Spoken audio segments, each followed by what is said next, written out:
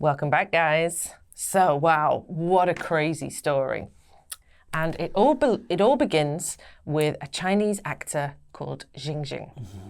And apparently, he was doing very well in his career in China. He had a lovely girlfriend, he had a nice setup, and his agent suggested a job. This job involved getting in touch with apparently a casting agency in Bangkok, Thailand. And he had a sort of interview or, a call with the agency. They asked him to come over and he would be perfect for their upcoming video shoot that they were going to do. He says that at the time he had a few little bad feelings, just some suspicions, but nothing very concrete. So he went ahead, got on the plane, arrived in Bangkok. They came to pick him up at the airport. And then he started to notice they were driving an awfully long way. He didn't know at the time, but they'd actually driven him all the way to the border with, it's on the west side, the border with Myanmar, and across the border into Myanmar. By the time he got out of the cab, he'd arrived at a call center facility where he was forcibly trained in how to run the particular scam that they were running. His passport had been taken. He was not allowed to leave the facility. It was basically like a little prison, I suppose, where he was forced to work.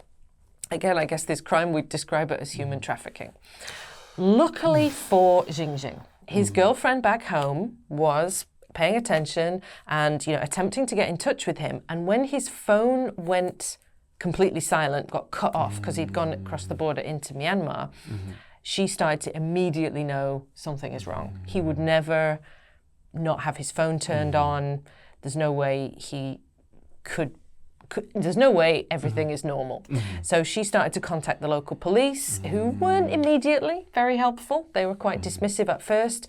So after attempting to get through to them a few times, she decided to turn to the internet. Luckily, he had something of some fame, a little bit, not exactly a superstar, but he had online presence, followers, fans. And so she started to reach out, say she's very worried, give the story of what's happened. People started sharing the story, and eventually this kind of made the police or the authorities take an interest because so many people were calling out, and they managed to find him, rescue him, and bring him home.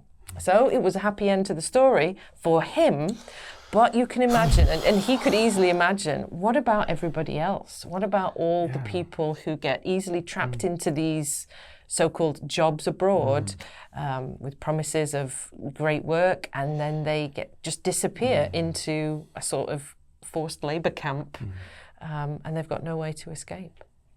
So, disturbing stuff. Yeah. But I'm happy it worked out well for Jing, and I hope he's doing well. I wonder if it will, I don't know. It sounds like a crazy story to I have a lot of questions, but maybe we should do what this says. So, yes, let's follow the questions as they are written here.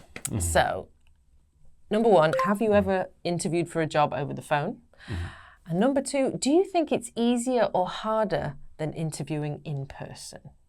Okay. So, it wasn't technically over the phone for this job. It was over Skype at the time, a video call. Which is great because on a video call, don't tell the person who hired me, but you get to put your notes all around the camera. And so when you're thinking of your answer, you can be and really you're looking at your answer over here, which is a great way, right? It does make things a little bit easier. However, I still have a huge sort of anxiety when it comes around phone calls, including video calls. I would much rather just be there in person. Whether I fail or succeed, I would want to be there in person.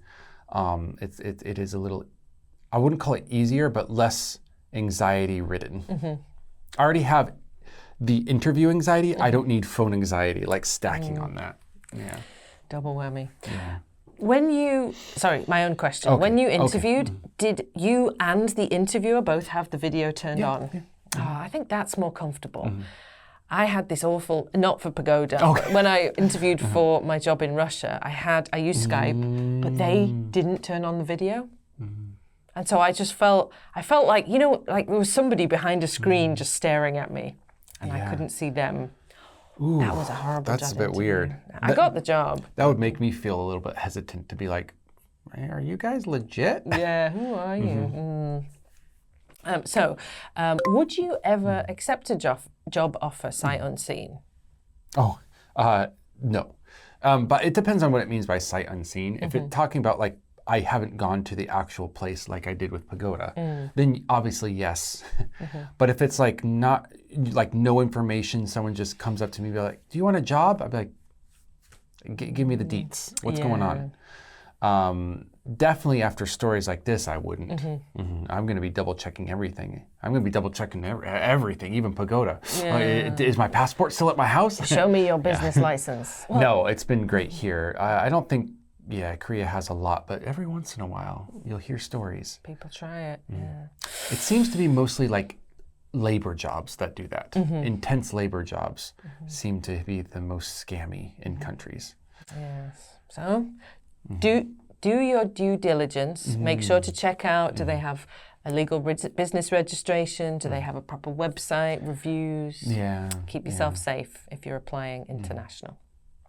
But before you apply international, check out the vocabulary. Then you'll be able to read all those job listings really well. And then come back and see us in the next article. Bye-bye.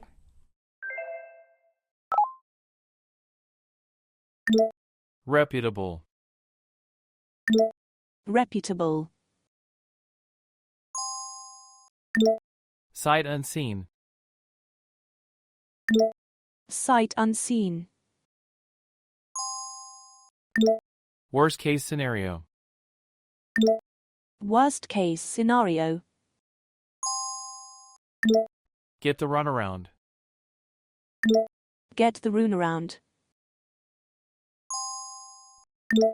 Underscore. Underscore.